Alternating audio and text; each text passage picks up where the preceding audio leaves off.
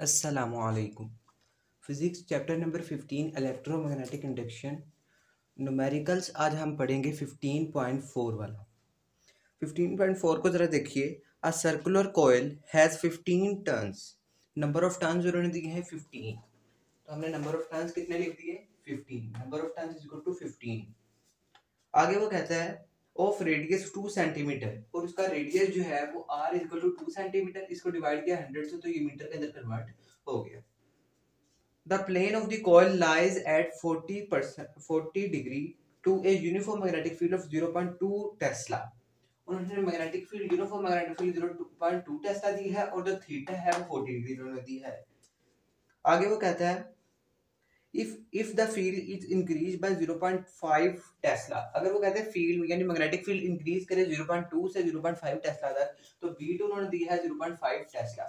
अब उन्होंने कहा टू प्रूव, अब आगे उन्होंने कहा कि टाइम जो है उन्होंने दिया है 0.2 सेकंड का। आगे अब हमने प्रूव क्या करना है, find the magnitude of the induced EMF. Induced EMF की मैग्नीट्यूड को हमने मालूम करना है। अब सबसे पहले उन्होंने दो मैग्नेटिक फील्ड्स दी हैं, हमें एक करने के लिए del b is equal to बी2 माइनस बी वाई बी1 वाला फार्मूला लगाएंगे, यानी चेंजिंग मैग्नेटिक फील्ड का।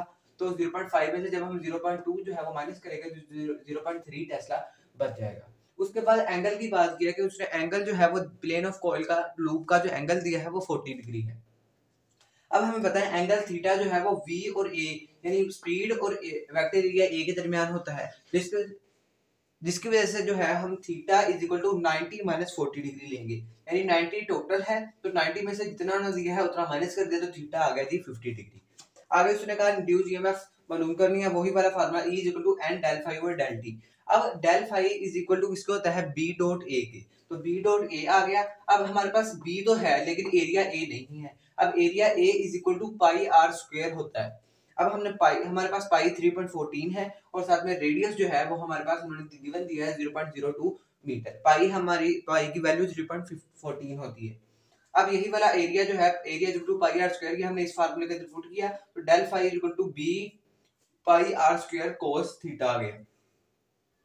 अब हमने वैल्यू साफ सी पुट करनी है। Del phi equal to B हमारे पास है, इधर आया 0.3 tesla multiply 3.14 multiply by R square 0.02 metre था तो 0.02 का स्क्वायर साथ में कोस ये आया 50 डिग्री। तो डेल फाई हमारे पास आएगा 2.41 मल्टीप्लाई बाय 10 की पावर -4 वेबर, यानी rate of change of magnetic flux का यूनिट जो है वो वेबर होता है, इस वजह से हमने वेबर लिख दिया।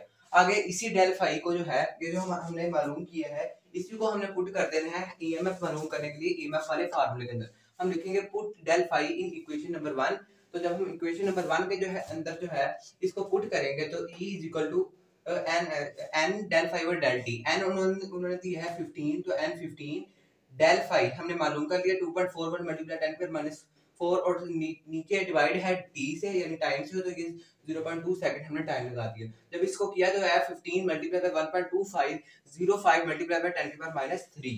अब जब इसको मल्टीप्लाई किया तो E आ गया, यानी इंड्यूस्ड ईएमएफ जो है वो आ गई 0.018 वोल्ट। अब ये जो पॉइंट है ये खत्म करने के लिए हम इसको दो स्टेप जो है वो आगे ले जाएंगे तो 1.8 मल्टीप्लाई 10 की पावर -2 वोल्ट जो है इसका आंसर आ जाएगा इंड्यूस्ड ईएमएफ का।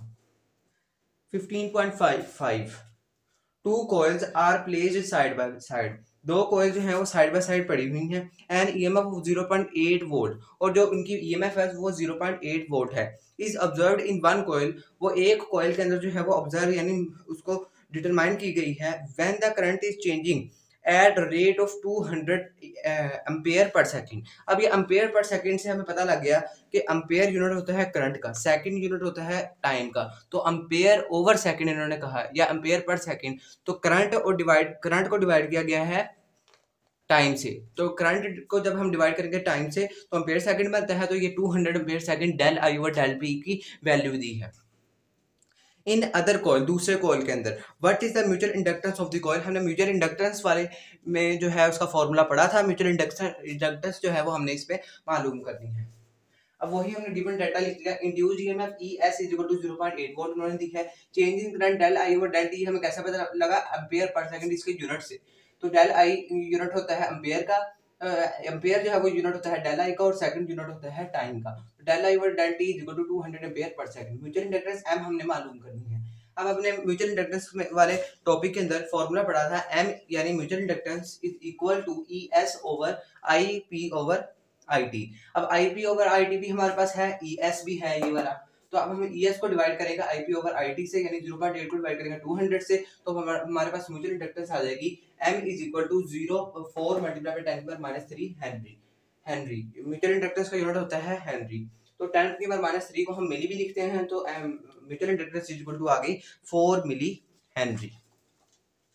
15.6 a pair of adjacent coils, एक दो यानी एडजेसेंट कॉइल्स साथ मिली हुई कॉइल्स का पेयर हैज म्यूचुअल इंडक्टेंस, वो म्यूचुअल इंडक्टेंस रखती है 0.75 हेनरी। म्यूचुअल इंडक्टेंस M लिख दी 15.6 न्यूमेरिकल के अंदर 0.75 Henry. If the current in primary changes from 0 to 10 ampere, वो कहते हैं प्राइमरी कॉइल के अंदर से जो करंट है वो चेंज होता है 0 से 10 एम्पेयर, यानी पहले 0 था, 0 के बाद वो चेंज होकर 10 एम्पेयर हो गया, तो I1 हमारे पास 0 आ गया, I2 10 एम्पेयर आ गया। हमने डेल I यानी चेंज इन करंट मालूम किया, तो I2 minus I1 10 minus 0 is equal to del I is equal to 10 ampere आ गया। उसके बाद वो देता है डाटा में, वो देता है उसके बाद के इन 0.025 सेकंड, टाइम उन्होंने दी है 0.025 second. What is the average induced EMF the secondary, हमने सेकेंडरी यानी ES का मतलब होता है ईएमएफ इंड्यूस्ड इन सेकेंडरी, तो उन्होंने कहा ईएमएफ इंड्यूस्ड इन सेकेंडरी को मालूम करना है, E मालूम करनी है। What is the change in flux, change in flux del phi भी हमने मालूम करना है। In it if the secondary has 500 turns, number of turns उन्होंने दी है 500। वही वाला फार्मूला म्यूचुअल इंडक्टेंस वाला M is equal to ES over del I over del P del T। हमने ES मालूम करनी है, ES इधर ही रहने दे, ये वाला उठा के उधर ले जाए, तो del I over del T इधर डिवाइड हो रहा है, उधर आके मल्टीप्लाई होगा, तो ये वैसे का वैसे ही उधर चला जाएगा, तो ES equal to M del I over del T आ जाएगा। म्यूचुअल इंडक्टेंस उन्होंने दी है 0.75, del I over del T दिया है 10 हेनरी 10 एम्पेयर, तो हमारे पास ये आ जाएगा डेल I उन्होंने दिया है 10 और साथ में टाइम जो है उन्होंने दिया है 0.025 सेकंड। अब जब हमने EMF इंड्यूस की सेकेंडरी के अंदर, तो हमारे पास ये जो वैल्यू है, जब इसको हमने सोल्व किया तो EMF इंड्यूस इन सेकेंडरी आ गई 300 वोल्ट। उसके बाद हमने मालूम करना है डेल फाई। डेल फाई मालूम करने के लिए हम फॉर्मूला लगाएंगे E is equal to N del phi over del T by Faraday law of electromagnetic induction. अब डेल फाई मालूम करना है, डेल फाई को इधर ही रहने दे, डेल T को इधर डिवाइड हो रहा है, उधर आकर मल्टीप्लाई हो जाएगा, N इधर मल्टीप्लाई हो उधर आकर डिवाइड हो जाएगा, तो del phi is equal to E del T over N आ जाएगा। E की वैल्यू हमने मालूम कर ली 300, del T 0.025 second divided by N जो है वो हमारे पास 500, नंबर ऑफ टन्स 500 है। जब इसको हमने सोल्व किया तो ये आंसर आ गया 0.015 वेबर। डेल फाई यानी चेंज इन फ्लक्स का यूनिट होता है weber.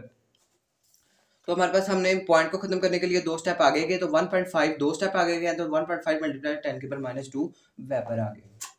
15.7 a solenoid has 250 turns, number of turns उन्होंने दिए हैं 250, नंबर ऑफ टन्स जो है उन्होंने दिए हैं 250 एंड इट्स सेल्फ इंडक्टेंस, और जो इनकी सेल्फ इंडक्टेंस, हमने सेल्फ इंडक्टेंस भी म्यूचुअल इंडक्टेंस की तरह ही होती है, उसके वाले टॉपिक के अंदर हमने पढ़ा था सेल्फ इंडक्टेंस के बारे में। तो सेल्फ इंडक्टेंस को हम जार करते हैं L से, और वो उन्होंने दिया है 2.4 मिली हेनरी। अब इसको मिली को खत्म करने के लिए हमें पता है मिली इक्वल होता है 10 की पावर -3, यहाँ पे पड़ा, तो मिली 2.54 मल्टीप्लाई 10 की पावर -3 हेनरी आ जाएगा सेल्फ इंडक्टेंस। आगे वो देता है what is the flux through each turn, del phi उन्होंने कहा मालूम करें फ्लक्स को, व्हेन करंट इज 2 एम्पेयर, जब करंट जो है वो 2 एम्पेयर हो। What is the induced EMF, induced EMF भी मालूम करें, when the current changes at 220 ampere second. अब ये एम्पेयर यूनिट होता है वही पीछे वाला फॉर्मूला जो मैंने आपको बताया कि एम्पेयर यूनिट होता है करंट का, सेकंड यूनिट होता है टाइम का, तो del I over del T उन्होंने दिया 20 एम्पेयर सेकंड। हमने मालूम करना है फाई और E यानी rate of change of flux और साथ में इंड्यूस्ड ईएमएफ। अब फाई मालूम करने के लिए हमारे पास उन्होंने सेल्फ इंडक्टेंस दी है, तो अब हमने सेल्फ इंडक्टेंस वाले टॉपिक के अंदर पढ़ा था N phi is equal to L I।